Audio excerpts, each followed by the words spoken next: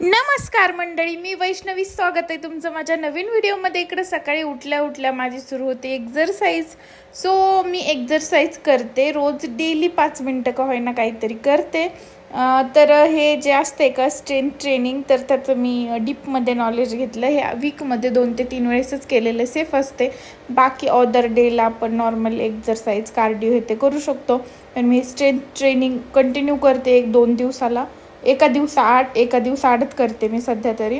तर मी जास्त व्हिडिओ त्याचं शूट नाही करत, कारण कधी स्टोरेजचा प्रॉब्लेम असतो, कधी लुक चांगला नसतोय, कधी ते काय म्हणतात ते जे आपण करतोय ते व्यवस्थित वाटत नाही, म्हणून मी ते टाकत नाही. नंतर आम्ही गेलो शेतात, व्हिडिओ शूट वगैरे केलं. मम्मीकडून डब्बा भरून आणला. मम्मीने स्वयंपाक केला होता छान छान, वरण भात चपाती. जेव्हा साहेबाला होता शनिवार. आम्ही येताना आणलं होतं पनीर आणि श्रीखंड. तर इकडं चपाती आणली होती मी, माझ्यासाठी भाकरी आणली होती. तर इकडं मी माझं ताट रेडी केलं. थोडं प्रोटीन म्हणजेच पनीर, डाळ आणि भाकर, आणि कोरभर चपाती खाल्ली आणि अर्धी भाकरी खाल्ली. अशा प्रकारे माझं जेवण झालं. तर प्रोटीनसाठी स्पेशली पनीर आणलं होतं. त्याला काही वेगळं नव्हतं, फक्त थोडं फ्राय केलं होतं. दुपारचं जेवण झालं. मग इव्हिनिंगला मला खूप जास्त भूक लागली, 5, 5:30, 6च्या टायमिंगला. तर मग मी म्हटलं त्याला पनीरच खाऊया, प्रोटीनच खाऊया. आता मी प्रोटीनवर खूप भर द्यायला, शनिवार आहे त्याच्यामुळे नॉनव्हेज नाही खाऊ शकत. सो म्हटलं त्याला प्रोटीन ते पनीर होतं ना सकाळी केलेलं उरलेलं बाकी, तर थोडं यूट्यूबला बघितलं आणि याच्यामध्ये थोडे मसाले ॲड केले. पण मी सकाळी केलं होतं ते खूप टेस्टी झालं होतं. नुसतं भाजून त्याच्यावर शेवटी मीठ आणि चटणी टाकली होती, मला तेच आवडलं. बाकी हे केलं होतं पण हे काही एवढं आवडलं नाही, आणि ॲक्च्युली ते ना करपून गेलं, जरा करपलं. मला ते जास्त ओलं नाही खायला आवडत, आणि ते मी एकदम नाही का असं मटण कसे फ्राय करते तसं करण्याचा प्रयत्न केला, पण हे करपूनच बसलं. ठीक आहे, तरीही मी ते खाल्लं, कारण भूकच तेवढी लागलेली होती. त्याच्यानंतर मला थोडं मळमळ पण झालं, पण बरं झालं मळमळ झालं. त्याच्यामुळं मी जे आणखीन काही खायचं होतं ते खाल्लं नाही.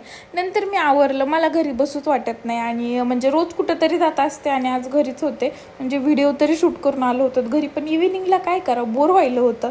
काम तर काही करू वाटत नाही मला फिरायला खूप आवडतं. तर इकडं मग शिवांशनी आणि मी आवरलं, आणि आम्ही चाललो होतो. आता कुठं तर नाही जायचं, जेवण पण बाहेरचं नाही खायचं. चव्हाण साहेबाला पण उपवास होता, मी पण नव्हते खाणार आहे.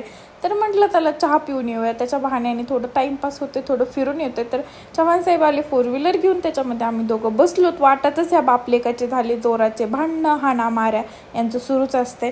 तर म्हटलं त्याला चहा पिऊन तेवढ्यात अर्धा तास टाईमपास होतो, थोडं बरं वाटतं नाही का, फ्रेश वाटतं थोडं. बाहेर गेल्यानंतर रूममध्ये खूप बोर होतं.